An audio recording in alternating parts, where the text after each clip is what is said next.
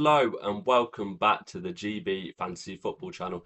In today's video, it's going to be my final thoughts ahead of the Game Week 6 deadline for Sun Dream Team, covering those final important questions that were still yet to be answered ahead of the deadline. That is, a certain Cole Palmer shaped conundrum that was still yet to solve. Now, thank you very much for the support on the last video. We hit 100 likes. If we could do it again, that'd be greatly appreciated. 100 likes is the target for today's video. Hit the subscribe button while you're down there as well. We're closing on 1.3 subscribers, 1.3 thousand subscribers, that is, and hit the bell notification so you don't miss an upload on the channel. And without further ado, let's crack on with the video. Not wasting any time on the Cole Palmer matter. Actually, before I do, a little break. Sun Dream Team League code is just below the camera. Go join. I think we're either over 400 or we're touching 400 as things stand.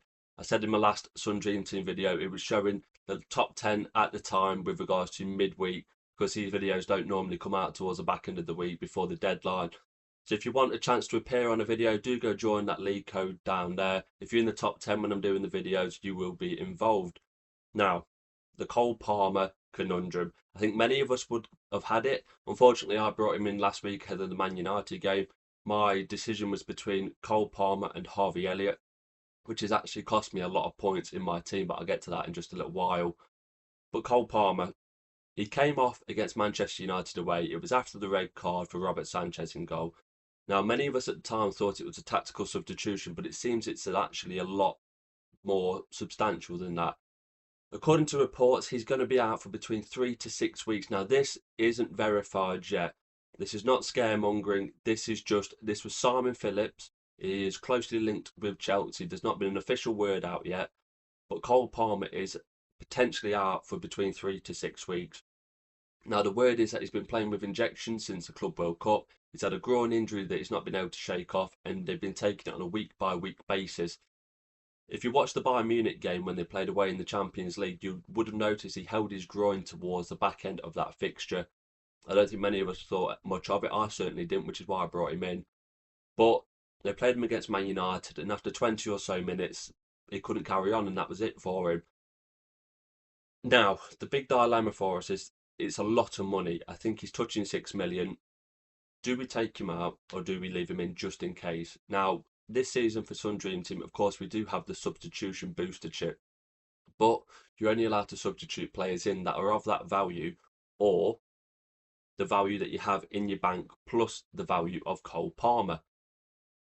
Now, for me, it's a very tricky decision. We still need the final word from the Enzo Maresca press conference. My initial thought was to make changes elsewhere and substitute Cole Palmer out this week. Now, I'll get to my team in a little while, but I feel like the best thing to do might just be to get rid. Now, I've done that twice this season so far. I brought in Dan Ballard. He played 9 minutes, got injured, and I subbed him out the next week. Well, transferred him out the next week. I need to change the wording on that one. Transferred him out. And I think I'm going to have to transfer Cole Palmer out as well. Now, for those of you who do have him, leave a comment down below on what you're thinking currently with regards to the thought process with Cole Palmer. Do you think the injury is as bad as the news reports are letting up? Or do you think it's just a hold for a week or two? Hope that he comes back and hope that he kicks into gear, gets those points and starts Chelsea ticking in the attacking sense. Is Ange Postecoglou's Nottingham Forest good? These are the big dilemmas that we are currently considering. Of course, Nottingham Forest last season under Nuno was a whole different animal altogether. Defensively, very strong, very solid. Milenkovic at the back with Murillo. You had Neco Williams, or Neco Williams, I'm not actually sure how that's pronounced, and Oli Aina as your fullbacks, with Matt Sells in goals. As a defensive unit, they was incredible. Of course, he has since departed, and Ange Postecoglou has taken the reins at the City Ground. Of course, that brings a whole different play style, and we're still yet to see what kind of Nottingham Forest it is. Under the fixtures so far, they're yet to keep a clean sheet. Now, with the fixtures that they have had, I think last season they would have actually kept a few clean sheets along the way. They're very thin at the back defensively. They played against Real Betis last night in the Europa League, and Milenkovic, it looks like he picked up an injury. According to Ange Postecoglou, it was just cramp, but that is a potential another injury added to that already ever-growing list that they've got. Of course, Oli Aina is out with a hamstring injury. It's looking like months for him, 2 to 3 months at least. Milenkovic, yes, it might be cramped, but it's another injury onto that list. Murillo got took off against Arsenal. He's yet to come back into the fold.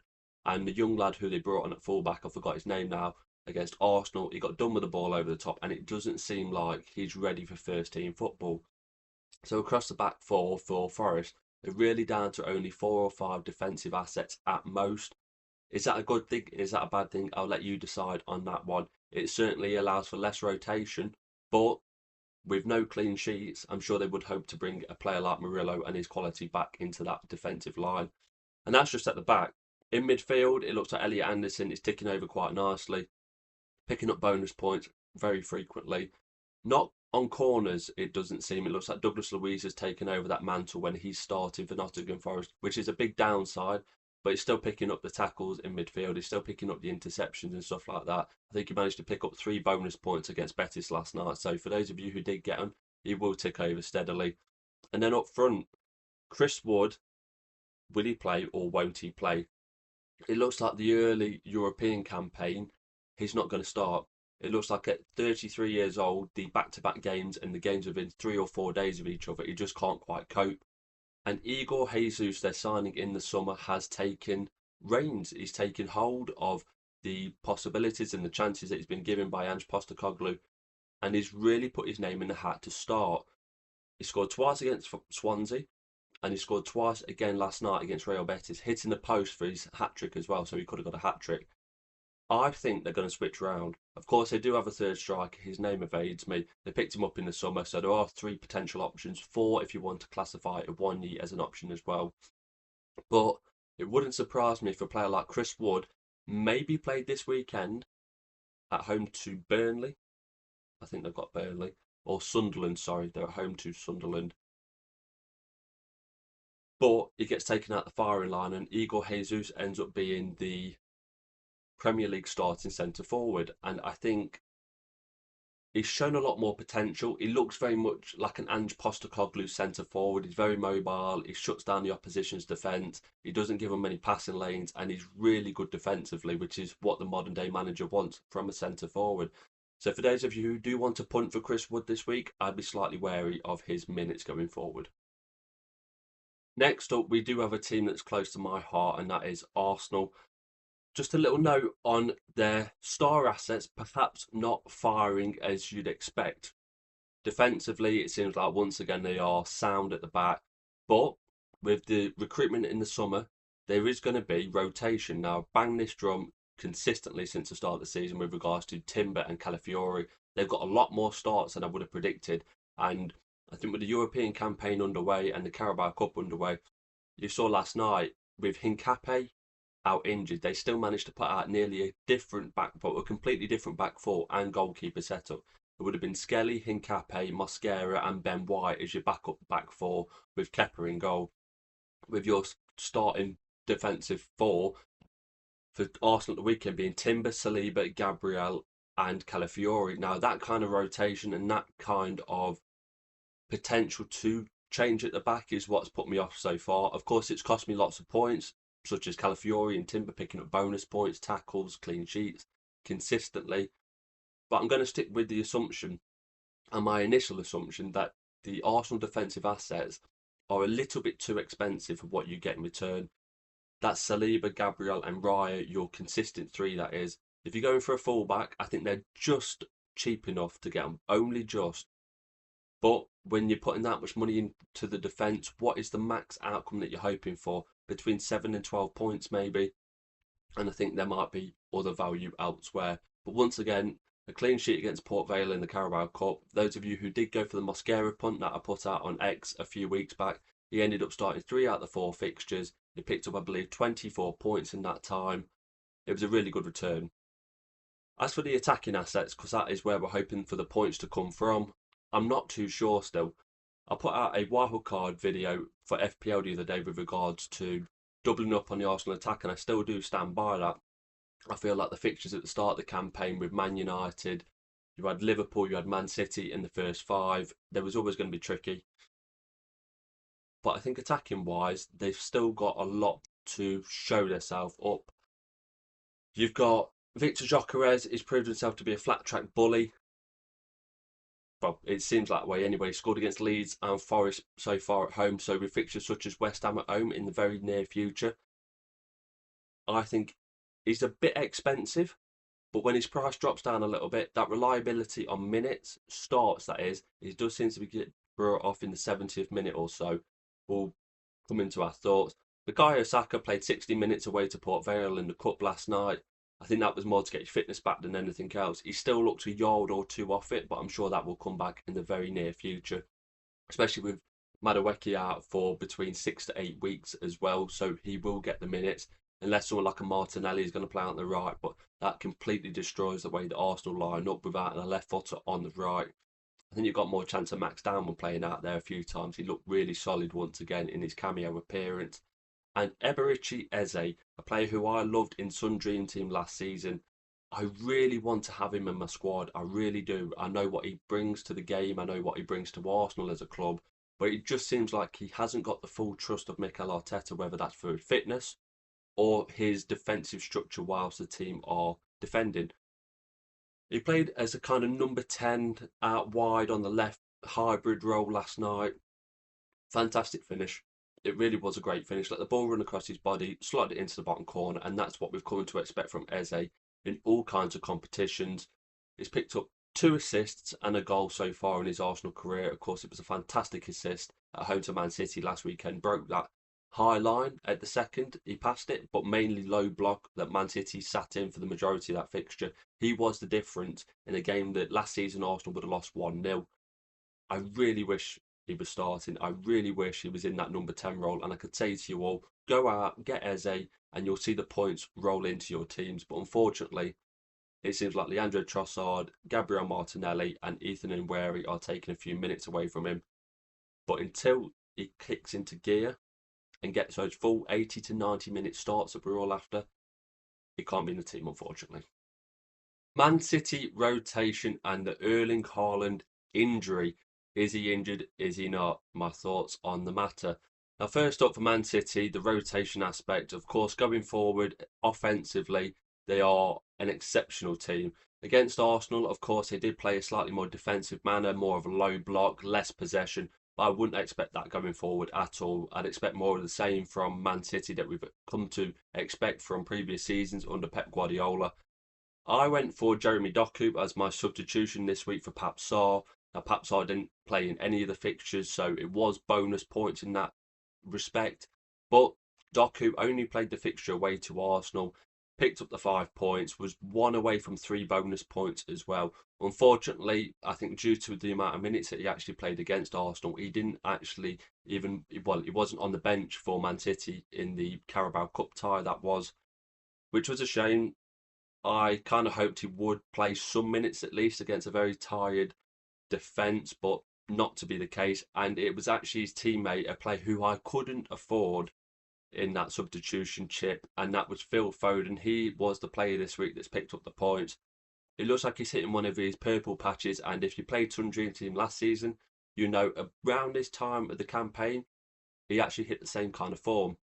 With Phil Foden, you've got to get him in when he's burning hot and on these kind of streaks, because he does tail off very quickly.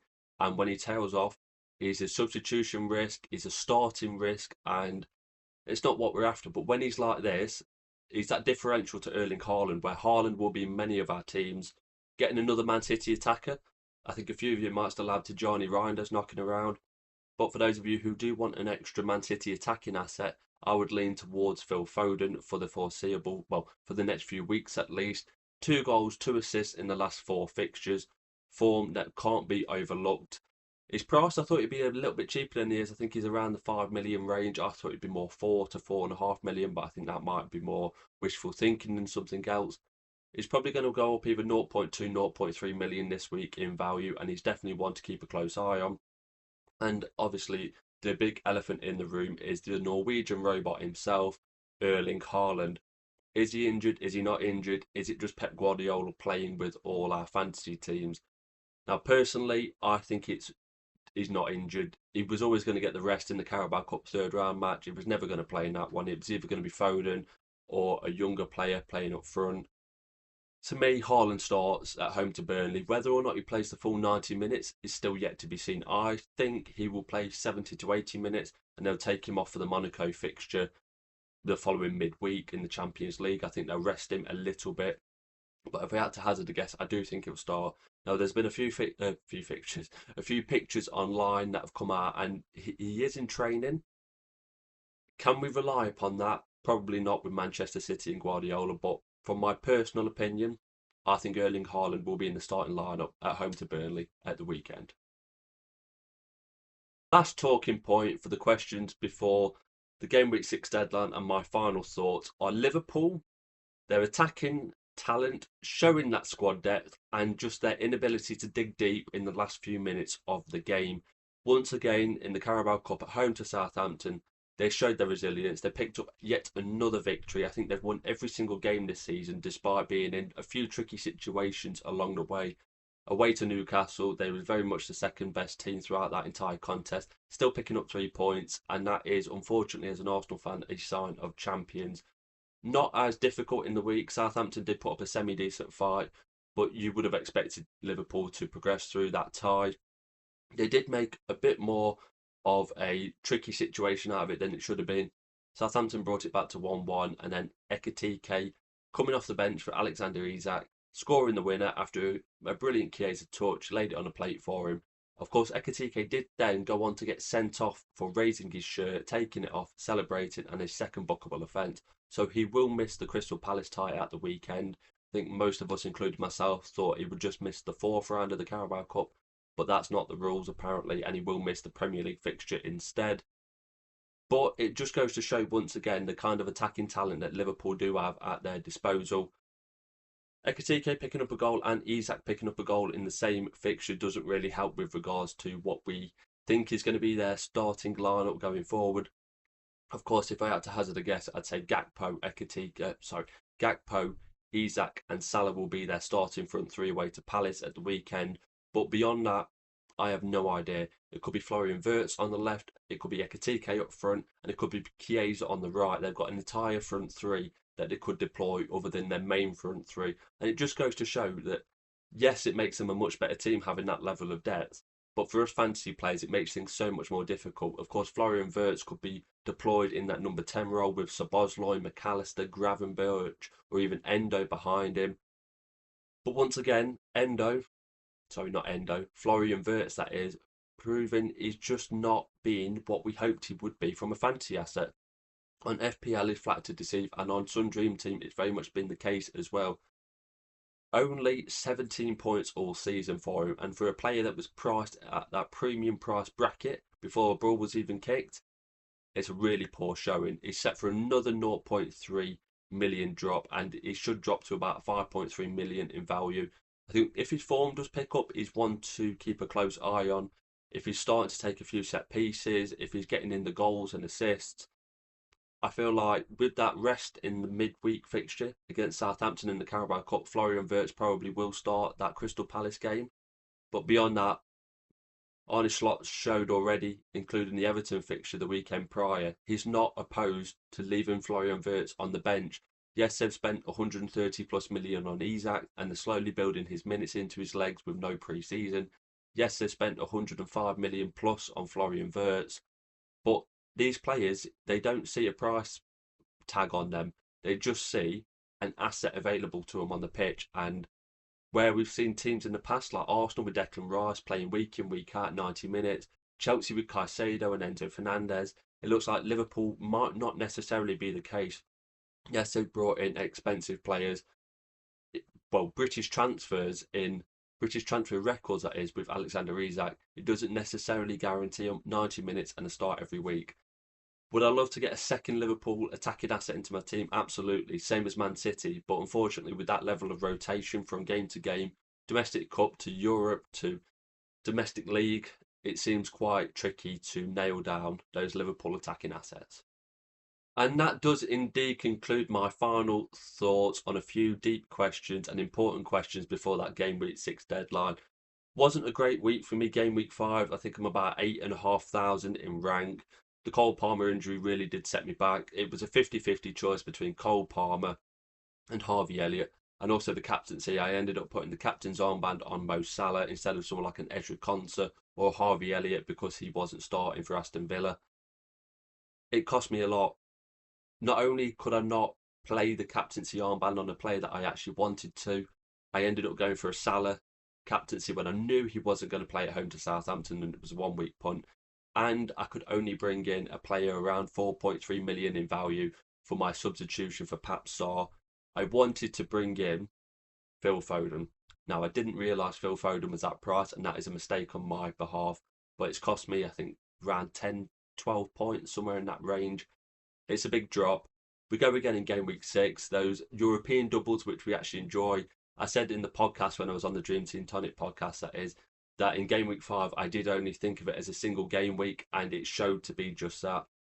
Tino Livramento coming off the bench for about 15 minutes, and also Dewsbury Hall for Everton for 45-minute cameo was my only doublers in game week 5, so I wasn't too far off with that level of assumption. I think I might get Ezri Konsa tonight, but I think if we was going for Villa or Forest assets, he was more nailed for those double game weeks. Take a deep breath. Game week 6 is on the horizon. Do drop a thumbs up if you have enjoyed today's final thoughts. As I said, if we can hit 100 for the video, keep the run going. We've hit it in the last 3. Let's see if we can make it 4 out of 4. That'd be greatly appreciated. Hit the subscribe button down below. We're closing in on 1.3 thousand subscribers, and hit the bell notification not to miss an upload in the future. The socials are in the description below. We've got Instagram, we've got X, we've got TikTok, we've got all that good stuff. Also, my Sun Dream Team League code is down there if you missed it at the start of the video. Thank you very much for watching. Actually, before that, leave a comment down below on how your week went. Was it a good one? Was it a bad one? Are you happy to see the back of game week 5? Or are you looking forward to seeing how your team goes in game week 6? Thank you very much for watching, and you'll be seeing me in a new video very soon.